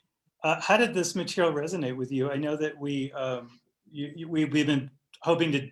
I was wanting to do this before the election because I was afraid if Trump won, no one would want to see this play. And people I talked to said, no, it's still going to be relevant regardless. And it was. And of course, the election didn't go that way. But how do you, what was this play about for you? Let me just ask you. It was about being a father and being a son. You know, and I think in a similar sort of way, like I lost my father in 2010, and he was in a car wreck. And so there was a lot that did go unresolved, and I feel especially cheated by that, because I sort of feel like we were finally both getting to this point in our lives when we could have resolved it. So that's been haunting me ever since my son was born a couple of years ago, and one of the things that is ever on my mind is how can I be a better father for him than my father was for me. And you know, I sort of feel like everybody who has kids feels that way. Like if you have the greatest parents in the world, you still want to be better. So that's really the space I lived in. Like what kind of unsaid things and unanswered questions do I still have, and how can I make sure that my son doesn't have that experience with me someday? Wow, it's amazing what you know, a short play can bring up for us in terms of analyzing our own lives. Kyle and BJ, I'd love to, and Doug. I don't know if Doug is still on. I don't think he's still on the call, but it won't let me start my video. Oh, it's because I turned you off when the play ended. Hold on 1 second. This happened during rehearsal. Well, BJ, why don't you talk about your role until I get okay. Kyle's video turned on. Yeah. Well, thank you, Marty, for such a beautiful play. And it was an honor to be a small part of it. And I just think you know, Jenny is that salt of the earth person. There are these people like her all over that do this very hard and difficult work helping out families. And I appreciated the empathy that and the understanding that she had about Jeremy's situation, and also how difficult it must have been to take care of a person like his father. But clearly she did it all with respect and with professionalism in her job. And the little bits of time that she and Jeremy had to communicate with each other, I thought were, you know, very special, where she was trying to be sympathetic and also to be supportive of him. So yeah, it was great. It was great working with everybody. And thank you, Tony, for all your great direction, and Aaron for the opportunity, and Marty for a great play. Yeah. We had fun working on this, which you wouldn't think we would, considering how heavy it was. Yeah. But it was a lot of fun. Kyle, I think we finally have you. I know you had a connection with this play also from your initial response. I did, Marty. Very early on in rehearsal, I said, "How did Marty know my father? I don't understand." So I had a very similar experience to you, and my mother was watching earlier, so I think we're going to have a good talk when this is over. But you really touched something that was very important. It's very important, and I had a very similar relationship. And the whole thing about the sports and the playing and not being able to, you know, I had a neighbor. I lived in Queens. I grew up in Queens, and it was a hockey block. Everybody played street hockey. That's what they played. That was it. And I didn't. I was too busy, you know, watching Sound of Music on television and whatnot. And at one point, the other parents decided their kids couldn't play with me anymore because I never played sports, and they said everything that was insinuating, you know, you're a gay kid, and I don't want my kids to know you. And this kind of came up during rehearsal. One of my neighbors growing up passed away, and everybody was there. And I think because I was working on this play, it really brought up a lot. And I forgive them all, you know. But the play really gave me the opportunity to explore my life and what my relationship with my dad was or wasn't. And I thought it was really well written. Like Tony, my father died very suddenly, so we didn't have a goodbye moment. So you kind of gave me that. Thank you. Well, thanks to all of you. And we're going to move on to the final play. But Marty, again, thank you for participating in the program today. And we hope to see I hope to work with all of you again. So it was a lot of fun. Yes, and thank you, Aaron. The play was written for Aaron's playwriting class. So. Yes, I wasn't sure if I should say anything, but yes, it was. So it is because of me that we're doing it. I'll take credit for that. Okay, let's move on to our final play, Parking Lot Kristen, Bill Crouch. Bill is an award-winning playwright, actor, director, and producer. He has an MA in theater history, theory and criticism from CUNY, and an arts administration degree from NYU. He's a proud member of AEA, SAG-AFTRA, and a member of the Drama League and the Dramatists Guild. Bill, so great to see you. Wow, what a play. I mean, in the 500 submissions I got, this really was something that a story I hadn't heard that was very different from a lot of other plays that I think are being written in terms of the subject matter and your flair for language. I know Cedric mentioned August Wilson early in the rehearsal, that it was reminding him of that kind of writing. Wow. The use of language, the literary structure of it. And wanted to just ask you about Ascension. And the play is interesting because it functions both as realism and magic realism in a way. And it brought up for me a lot of the memories I had early in the AIDS crisis of people setting off balloons, you know, in the style of the play that I think Terrence McNally wrote, Andre's Mother. I think you and I talked about it. Yeah, it's a play that was also about that. And it's really a beautiful allegory for loss, grief, letting go. But it, again, as one of the characters says, is Gilbert really gone? Is anybody really gone when they pass away? But again, just hearing, I'd love to hear more about your thoughts about why you wrote it, how you wrote it, how these characters came to you. Well, first of all, can you hear me? Yes, beautiful. Okay, great. Well, first of all, thank you for including me in this incredibly gorgeous group of plays. I'm really humbled and honored to be a part of this group. Thank you, Cedric, Tulsi, Tony, and Valletta. You guys brought me to tears a bunch of times, and I'm really, I'm just completely gobsmacked at how beautiful the work was. So what was your question again? Oh, I don't know if I had a question. I would just love to hear your thoughts about ascension, about grief, loss, about the community that you wrote about. Yeah. The first thing I think is really, hopefully fun for people about the play is what happened. What really happened? Mm-hmm. Lexi has this very clear idea of what happened. It happened right in front of her. But Cynthia really questions it.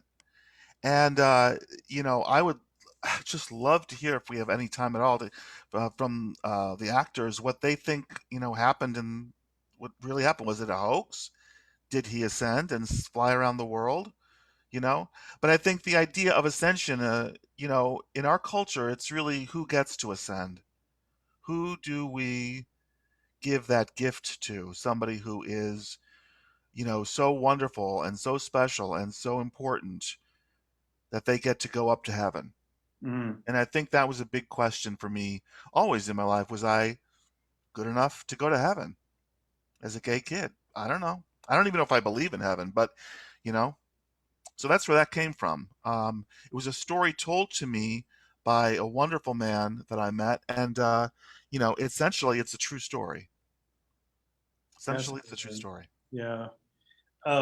These characters are so rich and complex. I mean, it brings up a lot of, when we're talking about Marty's play, about family dynamics and about the conflicts that come up when we know our family members so well, and we start to question, the validity of what they're doing because we think we know better. And there's just a lot going on with the two sisters, and it was very interesting to watch. Has this play been done before? Congratulations, this is a world premiere. Yay. Oh, you told me that. This is a world premiere. Yeah. I've never even, I didn't have time to, I sent it out a couple times and you snagged it, and I was so thrilled and pleased. I thought, okay, let's just see how it plays. Yeah.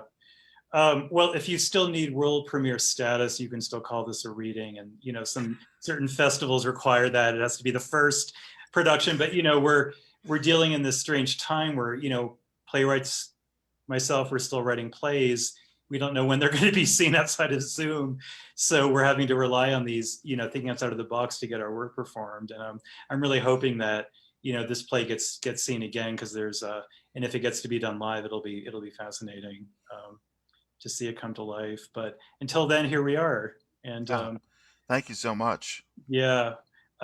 Let's hear from Cedric, and then I'd love to talk to the cast if they're still on. I see some of them are. Hello. Hello there. Thoughts about the play? What did it say to you? It said a lot, and thank you very much, Bill. I know we had messaged very briefly about the play itself, but the idea of ascension, when he ascends, it's almost on World AIDS Day, and I remember living through the pandemic. It's even though it was just announcing he had HIV, he was gone. He was already gone. And when he came back, it was to see who gets him. Because the ascension for him was just a transition of being who he was. But the real transition was between the two ladies. That was an interesting battle. Because in a lot of ways, he has something that both of them want that can't fully have. You have the relationship between a brother, and you have the relationship between these two people who, and we kind of threw out the actual sexual orientation, but in the text it suggests that, Lexi might want more than he's able to give, but is willing to enjoy the love that they have. And in a lot of ways, Cynthia wants her brother, wants that kind of connection that Lexi has, but can't have it. And, at the end, there is one slight change we made where we had Cynthia walking off, but she needed to hear when he said, "I'm with my real family." Mm. Yeah, that moment had to be seen by her because that weight, that information, it's like you gave him up, and there's a lot of protesting, a lot of guilt, a lot of rage and jealousy and anger and love in the text, and it's just fun to play with. Great, thank you. Well said. Let's hear from Tulsi, Tony, and Valletta. If you're still with us, we'd love to get your thoughts on your characters. Valletta, we'll start with you. Looks like you're still with us. There she is. Yes, I am still In her here. Sunday best. Hi.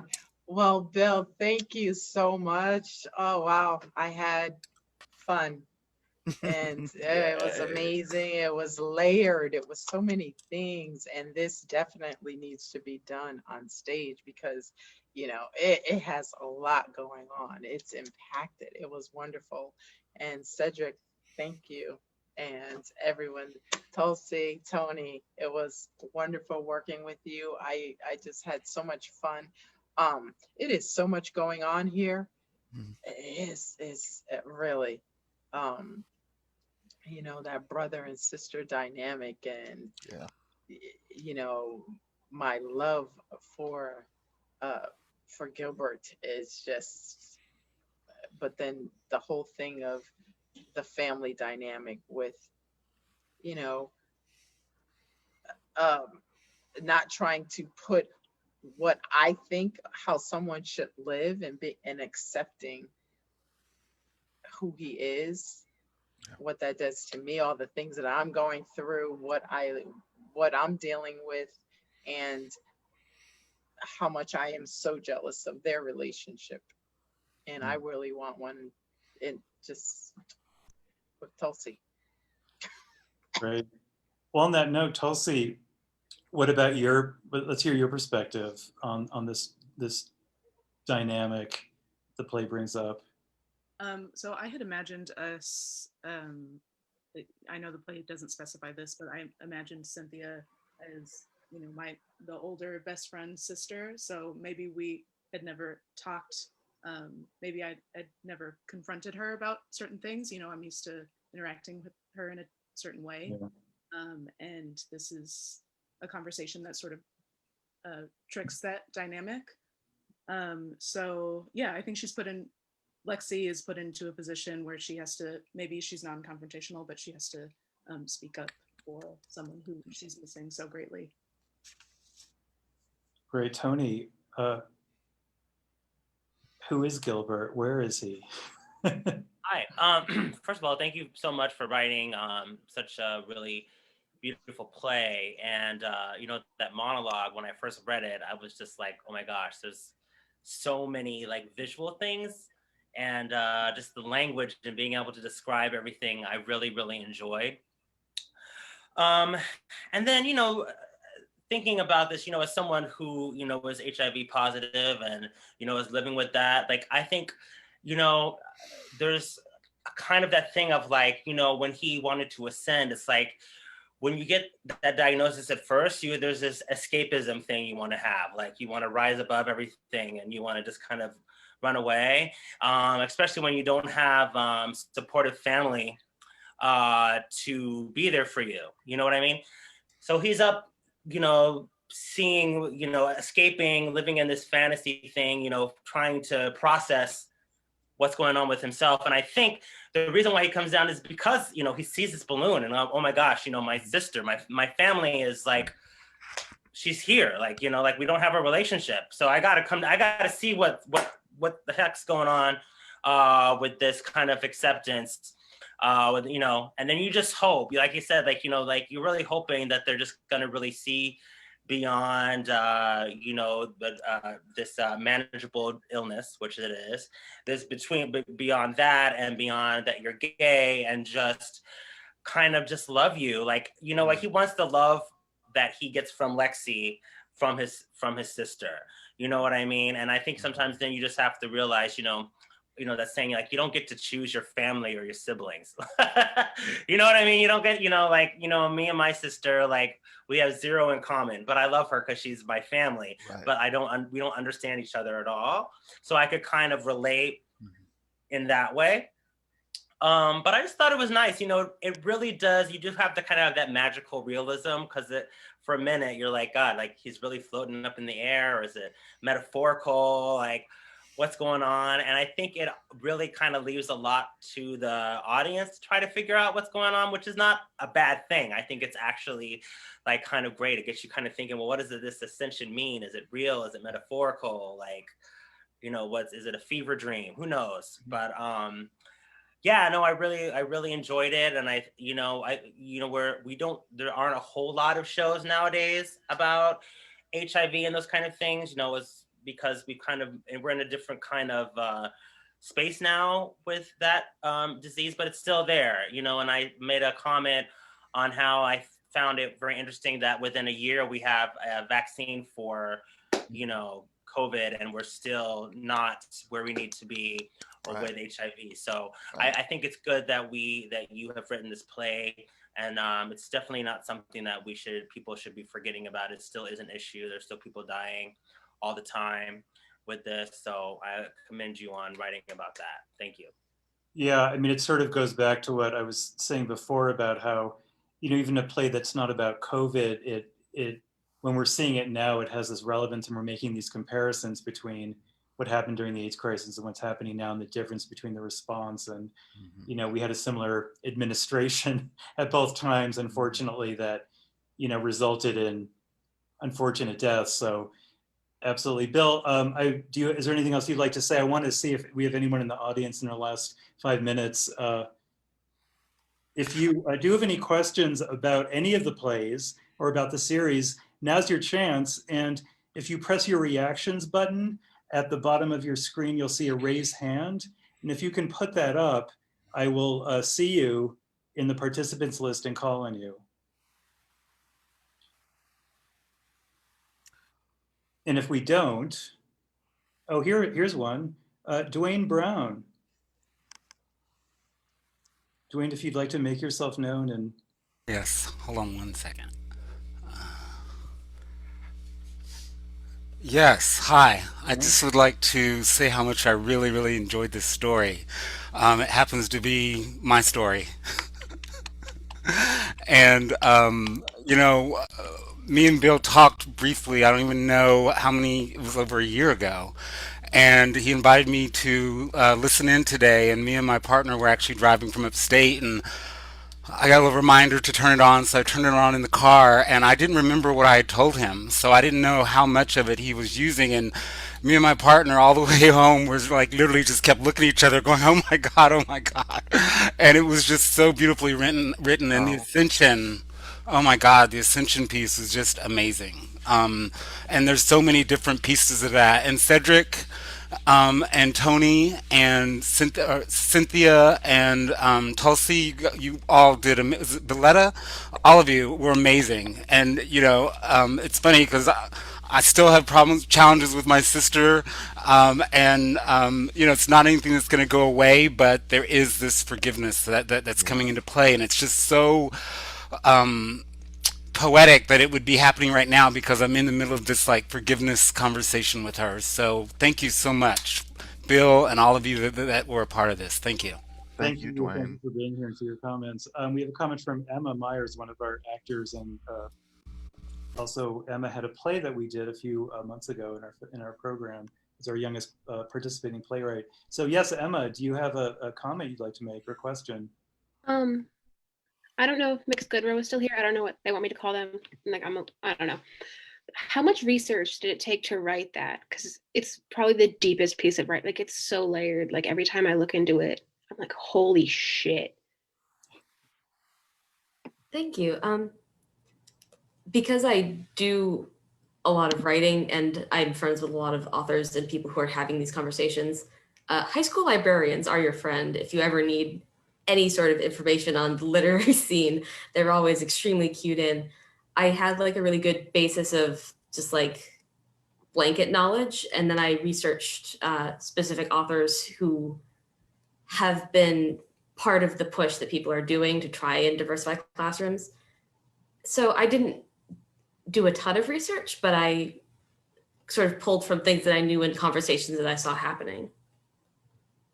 Yeah, I would agree that I love that you said that about librarians, because, you know, as sort of a nerd like I was in like junior high school, I was in the library a lot, and they are your friends when sometimes the other kids aren't, because they get you and you get them. So, but I know Emma did a lot of her own research on Deerskin and about the story, and found it all very interesting. So thank you. I'm seeing if there are any other hands up. Great. Well, I think we're going to sign off. We're at about an hour of the Q&A, and I think we've had an incredibly full afternoon and evening. I can certainly say for myself, our next program, February 21st, 3 weeks from today, 4 more amazing plays. Thank you everyone who participated today, and who came to the event and who told their friends about it. But certainly our playwrights, actors, and directors. It's been an amazing time to work with all of you. So hopefully we'll get to do so again. And with that, I will sign off, and we'll see you next time. Thank you, everyone.